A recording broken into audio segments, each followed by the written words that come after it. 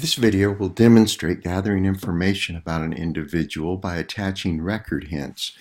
I went back to a person born around 1800 and then viewed them in the descendancy view and found three people that appear to need ordinances.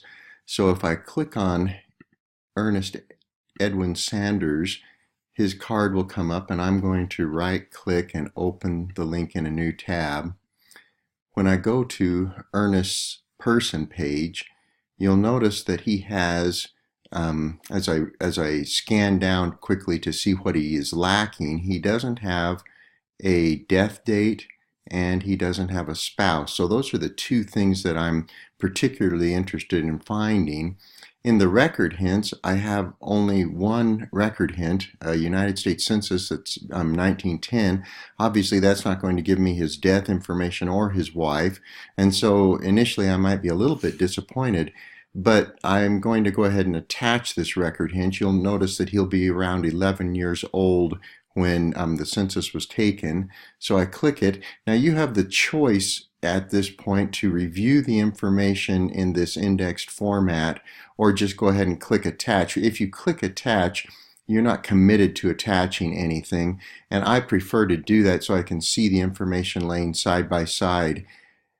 I can see that his parents' names are the same, and I can see his information, and him being born in 1900 in Idaho. Usually census records are off just about a year in terms of, because they have a vague birth date rather than a precise birth date. So we're not bothered if the birth date's off by a year. And so you can see that this is definitely my person. And so I'm going to go ahead and attach it, and I'm going to say validates birth and family relations.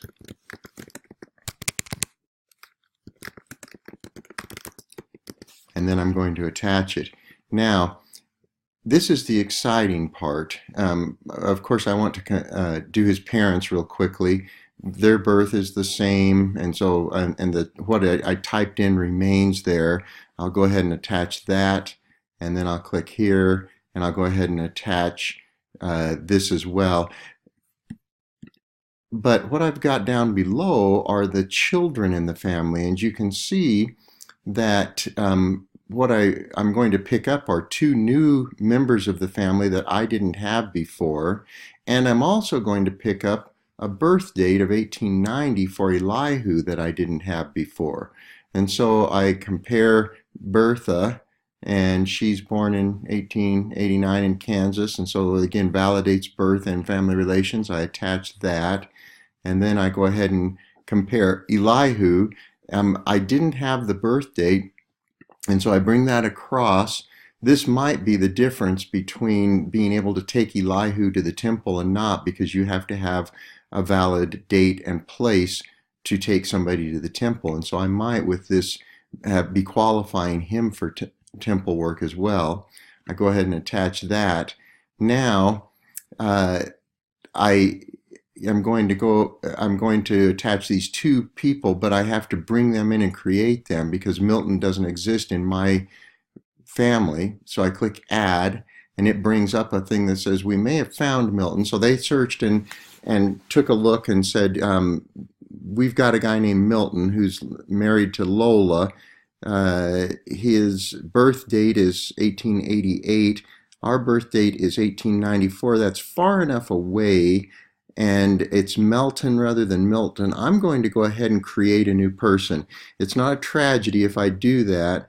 I may end up down the road merging them back together, but I don't want to just gamble and take somebody that may not be my actual person. So I'd rather fudge on the side of creating too much and having to merge later than taking a person that isn't actually my person. So I create a new person, and it comes up and says all the information about it. Now, one thing I like to do right here is go ahead and standardize this in advance. So I click behind Kansas, put in a space, and click Kansas, United States.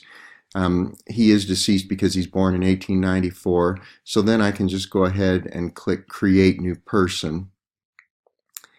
And now on my side, that Milton has been created. The residence, I can swing across where he was living in 1910, and then the same thing that I've already typed remains, and I go ahead and attach it to my Milton.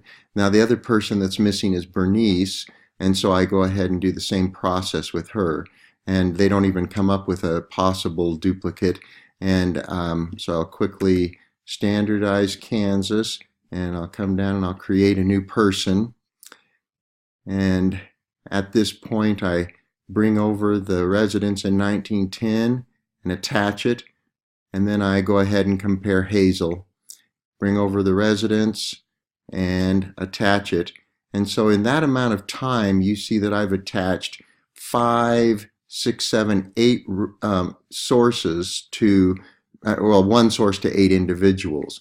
Now I want to mention to you that you can look at the actual image by clicking here, and it'll show you the census record. That's very helpful on many occasions because there's some of the columns that don't get indexed, and so especially on the 1900 census, it tells you how long a person's been married, and that usually isn't indexed, and so you want to come and look at the columns and see. Sometimes you want to know where the mother or father was born, and maybe that didn't get indexed. So to know about this is a important skill to have as well. One other thing that I'll mention is if the person who's being ready to be merged doesn't match. This happens occasionally, and so if, let's say I had Ernest side by side with Lizzie, I can take this change and I can click it and I can change the person so that it matches. If I did have the if I had a Lizzie up here and a Lizzie down here, I can put them side by side by changing the person, and that's a very helpful skill to have as well. I would also mention that sometimes you'll find that there, let's say that I had Ernest here, and then instead of it saying detach, this side would be blank, not green. It would look like this.